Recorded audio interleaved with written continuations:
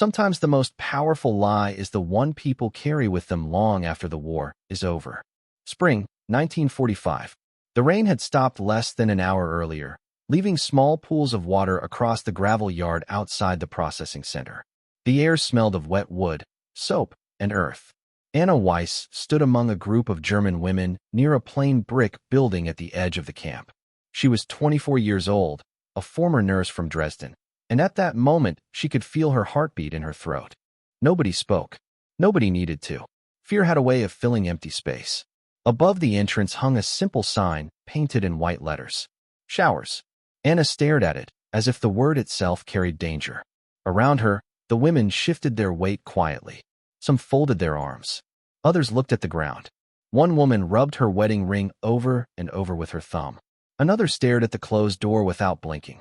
The building was ordinary. 1 story tall. Small windows. A narrow chimney rising into the gray morning sky. Yet nobody wanted to walk inside. They had crossed an ocean of uncertainty to arrive here. They had heard stories for years. Stories repeated in newspapers, on radios, in classrooms, and whispered in crowded shelters during air raids. The enemy would humiliate them. The enemy would strip away their dignity. The enemy would treat them as less than human. Anna remembered sitting beside her father before the war, listening as voices from a radio described Americans as reckless and cruel. She had believed it then. Most people did. Belief was easy when it was all you heard. Now those old warnings echoed through her mind louder than the distant sounds of trucks moving somewhere beyond the camp fence. A cold breeze moved across the yard. The women pulled their coats tighter. Nobody stepped forward. The silence stretched. 10 seconds. 20. 30. It felt longer. Finally, a woman near the front spoke so softly that Anna almost missed it. "Don't go in first." The words hung in the air. No one answered. Several women lowered their eyes. One nodded. Anna found herself staring at the door again. It remained closed. Motionless. Ordinary. Yet every terrible possibility seemed to exist behind it. Somewhere nearby, a screen door slammed. A bird landed on a fence post. The world continued as though nothing important was happening. But for the women standing there, everything felt suspended. Then footsteps approached across the gravel. Slow. Measured. The women turned. An American officer crossed the yard carrying a clipboard beneath one arm. He was tall, broad-shouldered, perhaps in his late 30s. His uniform was neat but worn from use. Captain James Walker. He stopped several feet from the group. Not too close. Not too far. Rainwater glistened on his boots. For a moment, he simply looked at them. Not with suspicion. Not with impatience. Just quiet observation. Then he glanced toward the building and back to the women. "Whenever you're ready," he said calmly. His voice was steady, almost gentle. Nothing more. No orders. No shouting. No threats. Just those 3 words. Whenever you're ready. Anna felt something unexpected. Confusion. Because fear knew how to recognize anger. Fear knew how to recognize cruelty. But it did not know what to do with patience. Captain Walker gave a small nod and stepped aside. He did not move toward the door. He did not gesture for anyone to hurry. He simply waited. The women exchanged uncertain looks. The rain clouds were beginning to break apart overhead, allowing thin beams of sunlight to touch the wet ground. Anna drew a slow breath. Then another. Somewhere deep inside, beneath years of warnings and fear, a question began to form. What if everything waiting behind that door was not what they had been told to expect? Anna could not remember exactly when the stories had started. Perhaps they had always been there. Perhaps they had become part of daily life so gradually that nobody noticed. As she stood beneath the clearing sky outside the building, waiting with the other women, memories surfaced one by one. She remembered posters hanging on street corners in Dresden. Bright colors, bold words, messages designed to be understood in a single glance. She remembered newspaper headlines spread across cafe tables. She remembered radio broadcasts filling kitchens during cold winter evenings. The voices had always sounded certain, confident. They described a world divided into simple categories: friend and enemy, good and bad, us and them. For years, nobody had questioned it. Anna certainly had not. She had been too busy studying nursing, too busy helping patients, too busy living the ordinary life of a young woman before history arrived at her doorstep. Yet even then, the messages found their way into conversations. a neighbor repeating something she had heard, a teacher quoting an article, a shopkeeper shaking his head while discussing distant places he had never seen. The stories traveled everywhere. Over time, they stopped feeling like stories. They became facts. At least that was what people believed. A gust of wind carried the scent of wet grass across the yard. Anna looked down at her shoes. Drops of water clung to the leather. Nearby, one of the older women adjusted the collar of her coat and stared toward the fence line. Nobody seemed eager to speak. They were all occupied by their own memories, their own expectations, their own fears. Anna thought about the long journey that had brought her here, the crowded train stations, the uncertainty, the endless waiting. Every step had reinforced the feeling that something unpleasant was always waiting around the next corner. Human beings became skilled at expecting disappointment when they experienced enough of it. That expectation settled into the bones. It became a habit. Captain Walker remained several yards away, speaking quietly with another officer near a storage building. His posture was relaxed. He occasionally glanced toward the group, but never lingered. Anna found herself watching him despite her efforts not to. He did not resemble the image she had carried in her mind for years. That realization unsettled her more than she cared to admit. The image had been clear. Harsh faces, raised voices, constant suspicion. Yet the man standing by the storage building looked tired more than anything else. Tired in the way people looked after carrying responsibility for too long. He checked his wristwatch, said something to the other officer, then folded his arms and waited. Nothing about him matched the stories. Anna looked away quickly. Her thoughts drifted back to a spring afternoon several years earlier. She had been walking home from nursing school when she passed a group of children gathered around a radio, placed near an open window. The announcer's voice had filled the street. America, Americans, enemies, warnings, predictions. The adults nearby listened with serious expressions. Nobody challenged a word. Why would they? Repetition had its own kind of power. If something was repeated enough times, eventually it stopped sounding like opinion. It sounded like truth. Now, standing in a quiet camp thousands of miles from home, Anna realized something she had never considered before. Most of the people who had spoken with such certainty had never actually met the people they described. The thought lingered. Uncomfortable. Persistent. The door to the building remained closed. The women waited. The morning sunlight grew stronger. Water droplets sparkled on the gravel like tiny pieces of glass. Somewhere beyond the camp, a truck engine started. Life moved forward one ordinary sound at a time. Anna drew a slow breath and fixed her eyes on the entrance once more. For years she had been told exactly what waited on the other side of that door. In a few moments, she would finally discover whether those voices had been right. The waiting finally ended when an older woman named Marta Keller stepped forward. Nobody asked her to do it. Nobody encouraged her. She simply took a slow breath and began walking toward the entrance. The gravel crunched beneath her shoes. Every sound seemed louder than it should have been. Anna watched her approach the door, her stomach tightening with every step. The other women stood perfectly still. Even the wind seemed to fade. Marta reached for the handle. For a brief moment she hesitated. Then she pushed the door open. Nothing happened. No raised voices. No sudden commands. No frightening surprise waiting on the other side. Only silence. Marta disappeared inside. Several seconds passed. Then 10. Then 20. The women exchanged uncertain glances. Anna felt her pulse quicken. If something was wrong, surely they would have heard it by now. Instead, the doorway remained open, revealing only a narrow hallway lit by warm yellow light. Then Marta appeared again. She stood in the doorway looking back at the group. Her expression was impossible to read. Not fear, not relief. Something else. Something closer to disbelief. Slowly she raised one hand and motioned for them to come forward. Nobody moved at first. Then Anna found herself taking a step. Another woman followed. Then another. Within moments the entire group was walking toward the building together. The closer Anna came, the more details she noticed. The paint around the entrance was slightly worn. A small flower box sat beneath one of the windows. Someone had planted yellow flowers there. Fresh ones. The sight felt strangely out of place in a military camp. Anna crossed the threshold and entered the hallway. The air inside felt warmer, cleaner. She smelled soap. Real soap. Not harsh disinfectant. Not chemicals. Soap. The scent reminded her of childhood. The hallway turned left. Light reflected softly against pale walls. Everything looked simple, practical, well-maintained.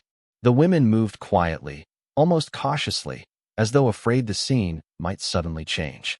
Anna followed Marta around the corner. Then she stopped. For a second, she forgot to breathe. The room before her looked nothing like the image she had carried in her mind. Sunlight streamed through high windows. White tiles covered the walls. The floor was spotless. Rows of neatly folded towels rested on wooden shelves. Small bars of unopened soap sat in baskets. Everything was arranged with care. Not luxury, not extravagance. Care. The women looked around in silence. Anna noticed one of them touch a folded towel, as if checking whether it was real. Another stared at the shelves without moving. A third covered her mouth with both hands. No one spoke. The room seemed to absorb every expectation they had brought with them and quietly replace it with confusion. Anna's eyes moved from one detail to the next. A bench, hooks for clothing, clean mirrors, fresh towels, ordinary things. Yet somehow those ordinary things carried unexpected weight. They suggested planning, consideration, respect. Across the room, Marta slowly picked up a bar of soap. She turned it over in her hands. Then she laughed softly. It was not a joyful laugh. It was the sound a person made when reality refused to match expectation. Around her, several women smiled for the first time all morning. Anna remained still. Her gaze settled on the sunlight reflecting across the white tile floor. Years of certainty suddenly felt less certain. And for the first time since arriving at the camp, she began to wonder whether fear had been leading her in the wrong direction all along. For several minutes the women simply stood there, absorbing the room in silence. No one rushed. No one gave instructions. The quiet itself felt unusual. Anna walked slowly along the row of shelves, her fingertips brushing the edge of smooth wood polished by years of use. Everything appeared ordinary, yet nothing felt ordinary. She stopped beside one of the mirrors and looked at her reflection. The face staring back seemed older than 24. The months behind her had left their mark. Long journeys, uncertainty, constant waiting. She studied her own eyes for a moment, then glanced toward the others. They were doing the same thing. Looking, observing, measuring reality against expectation. Near the far wall, Marta unfolded one of the towels. Thick white cotton, clean, freshly washed. She pressed it lightly between her fingers and shook her head as though she still could not believe it. Another woman picked up a small bar of soap and held it beneath her nose. The scent drifted through the room. Simple, pleasant, familiar. For a brief second it reminded Anna of home before everything had changed. A home where mornings began with coffee brewing in the kitchen and sunlight entering through lace curtains. The memory arrived unexpectedly. So did the ache that followed it. Then Anna noticed something that made her stop. Mounted beside the entrance was a small painted sign. The letters were simple and easy to read. Women only. She stared at it for several seconds. Around the room, other women had noticed it as well. One by one their expressions shifted. Not dramatically, just enough to reveal surprise. The sign was small, easy to overlook, yet it carried weight. Privacy, consideration, respect, concepts that had not been part of the stories they had heard. Anna remembered standing outside only minutes earlier imagining every possible humiliation waiting beyond the door. Instead, she had found a room designed to protect dignity. The contradiction was impossible to ignore. Soft voices began to replace the silence. Quiet conversations, careful observations, questions nobody could answer. One woman wondered who had arranged everything. Another asked whether every facility in the camp looked this way. Nobody knew. Across the room, sunlight continued pouring through the upper windows, turning the white tile floor into a patchwork of gold and shadow. The atmosphere gradually changed. Shoulders relaxed. Breathing slowed.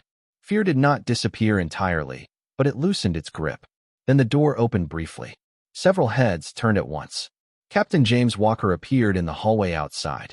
He stopped immediately upon reaching the entrance. He did not step inside. He remained beyond the threshold. A respectful distance. Anna noticed the detail instantly. So did everyone else. The captain spoke to a female attendant standing near the doorway. His voice remained low, professional. After a brief exchange, he handed her a clipboard and stepped back. Then he left without entering the room. The entire moment lasted less than 30 seconds. Yet it affected Anna more than she expected. Not because of what he did, because of what he chose not to do. He could have walked in. Nobody would have questioned it. Instead, he stopped at the doorway and respected a boundary that many of the women had feared would not exist.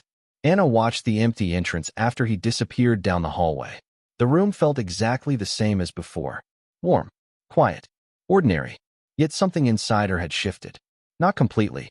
Not enough to erase years of belief, but enough to create doubt. And doubt, she realized, was often where truth began. The room grew quieter as the first wave of surprise settled into something deeper. Curiosity. Anna sat on one of the wooden benches near the wall and watched the others move slowly through the space. Nobody seemed eager to leave. It was not because the room was remarkable. It was because it felt normal.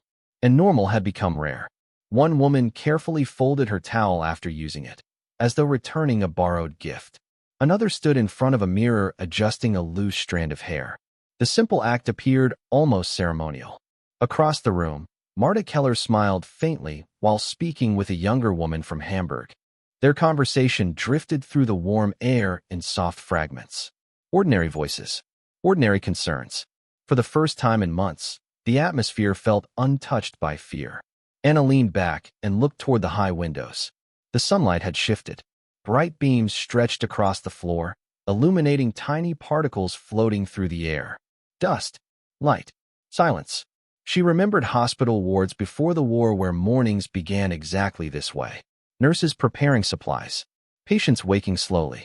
The quiet confidence of routine, a memory she had not expected to revisit. Near the shelves, a female attendant entered carrying a small cart. Several women straightened immediately, uncertain what to expect. The attendant smiled politely and parked the cart beside the wall. On top sat neatly organized items. Hairbrushes, combs, toothbrushes still in their wrappers. Small packets of personal supplies. The women stared. Nobody moved at first. The attendant simply gestured toward the cart and said, "Please take what you need." Her accent was American. Her tone was matter-of-fact, as though such things required no explanation. Anna watched Marta pick up a brush. The older woman turned it over in her hands, studying it for several seconds. Then she laughed softly again. That same disbelieving laugh. Around the room, similar reactions followed. A toothbrush, a comb, a clean towel. None of these items were extraordinary on their own.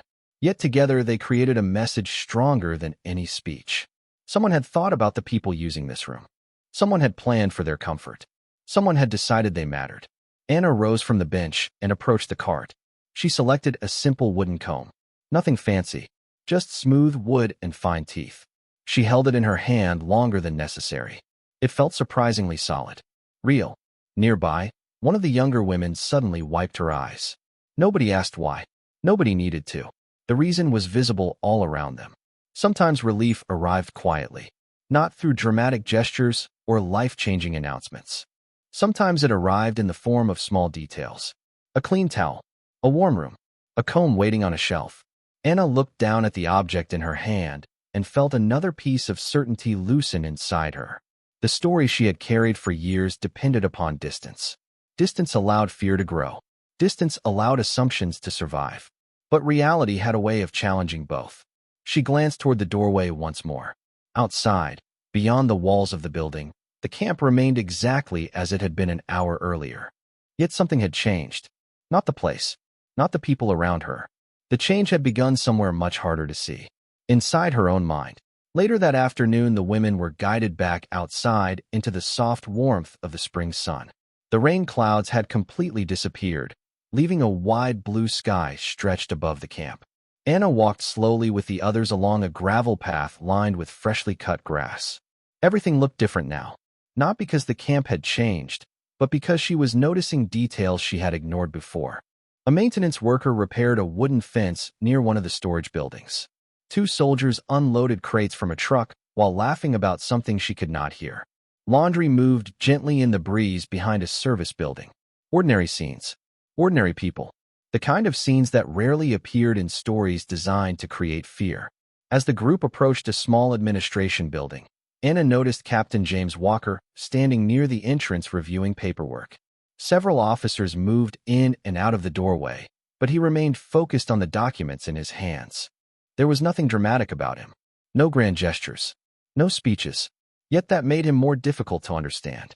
For years she had expected enemies to look different, to act different.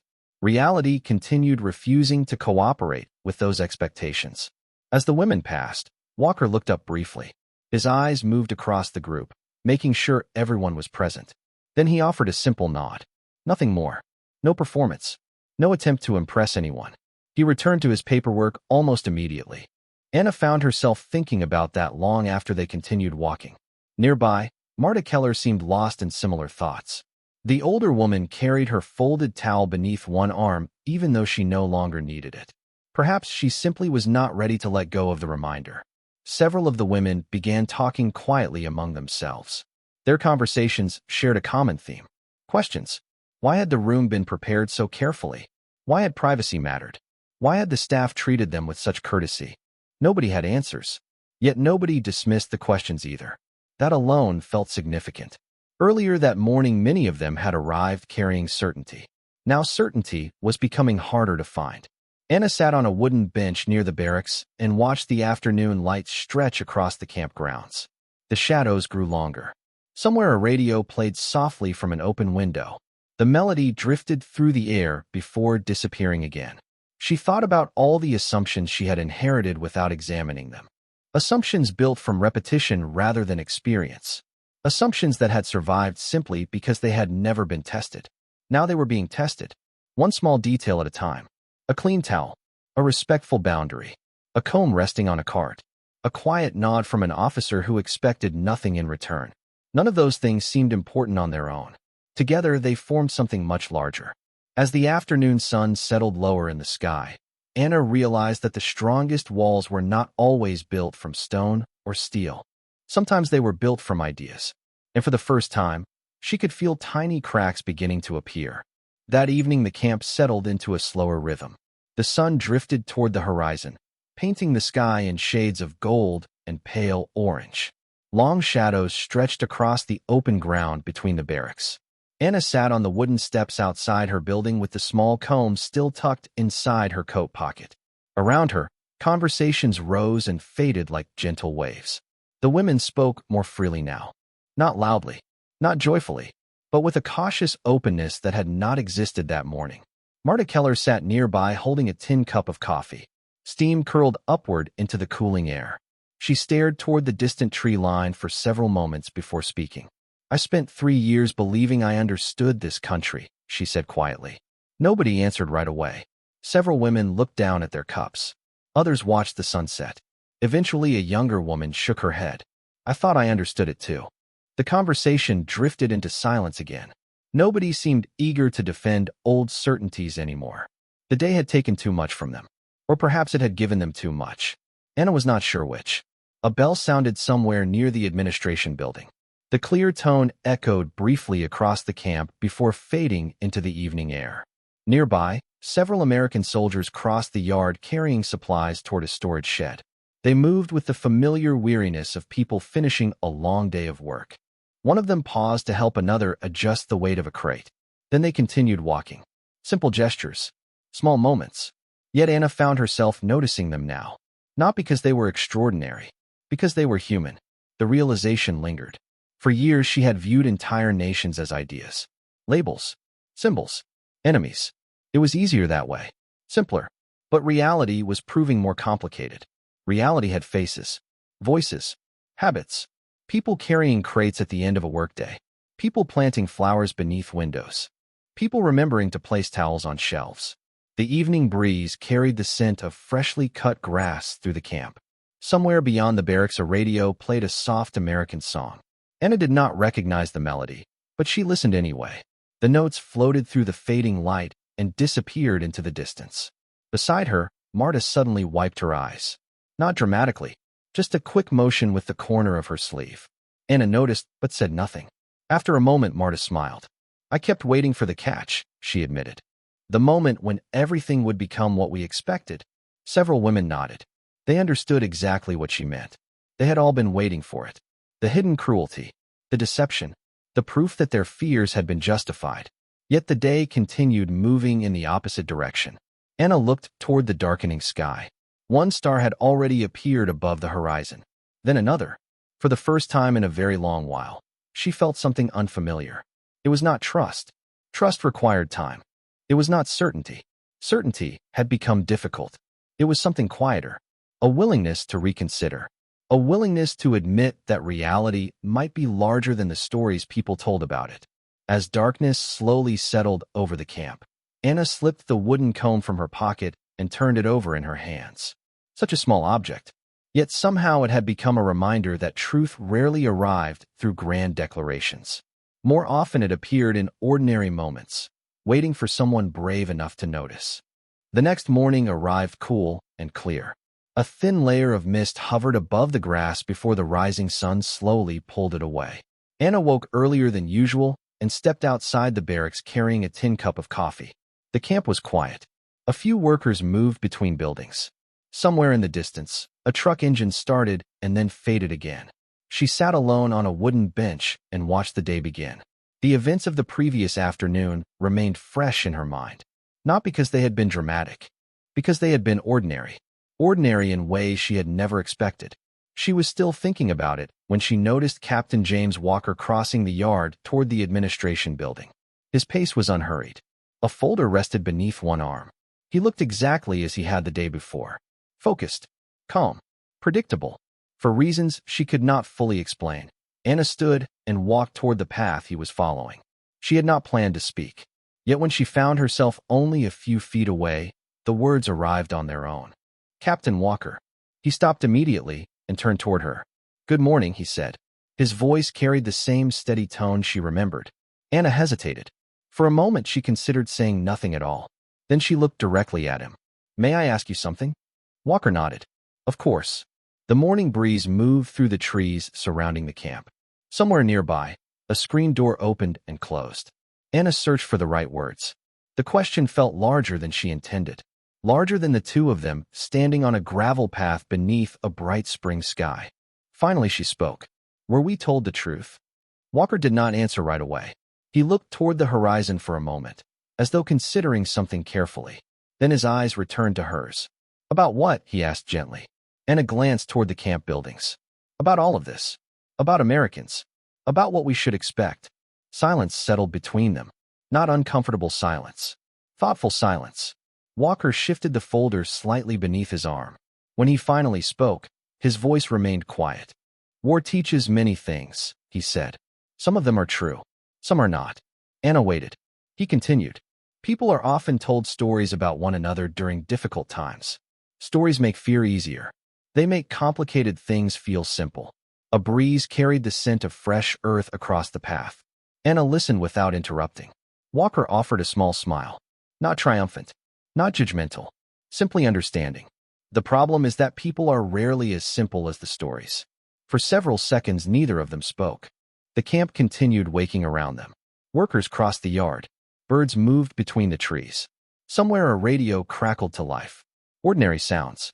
Ordinary life. Anna lowered her eyes briefly. Then she nodded. She did not have a response ready. None seemed necessary. Walker tipped his head politely.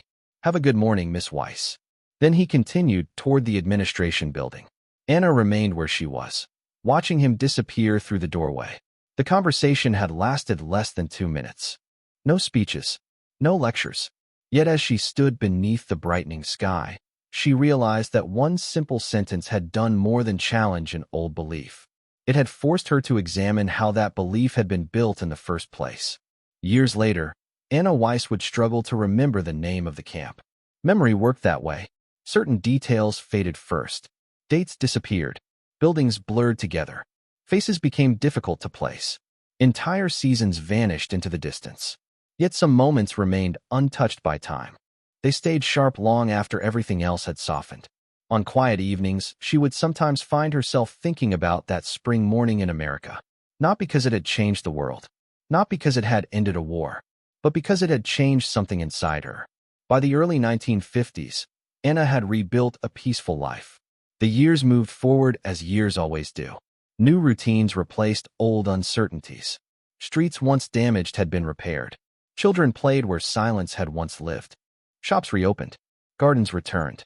Life, patient and stubborn, continued growing.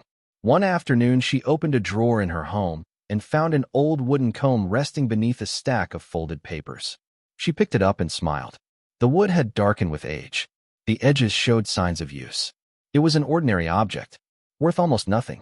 Yet the moment she held it, memories returned. The sunlight on white tile, the scent of soap, the folded towels waiting on wooden shelves, the sign on the wall, the quiet respect of a boundary honored without being requested. Most of all, she remembered a simple conversation on a gravel path. Were we told the truth? The question still echoed in her mind. Not because of the answer, because of what came after.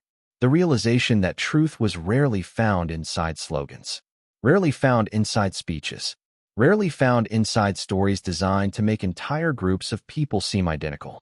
Real truth lived elsewhere, in individual actions, individual choices, individual moments. She thought of Captain James Walker from time to time. She never saw him again. She did not know where life had taken him. Perhaps he returned home to a small town. Perhaps he raised a family. Perhaps he spent the rest of his life believing he had simply been doing his job. Yet she often wondered whether he understood the effect of those small decisions. The way he stopped at the doorway. The way he spoke with patience instead of authority. The way he treated strangers as people first and prisoners second. None of it seemed extraordinary in the moment. Yet years later those details remained. Outside her window, children laughed while riding bicycles down a quiet street. Anna watched them for a while. Then she placed the comb back into the drawer and closed it gently. The world would always contain disagreements. Nations would continue arguing. People would continue believing stories about one another. That would never fully change. But she had learned something important on that distant spring day. Fear often grows in the absence of experience. Assumptions thrive where understanding does not exist.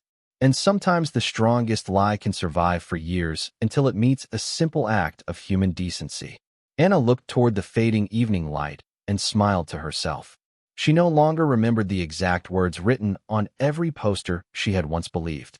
She no longer remembered every warning she had been given. Time had carried most of those things away. What remained was something much quieter. A room filled with ordinary kindness. A door opened without fear. And the discovery that dignity speaks more powerfully than propaganda ever can.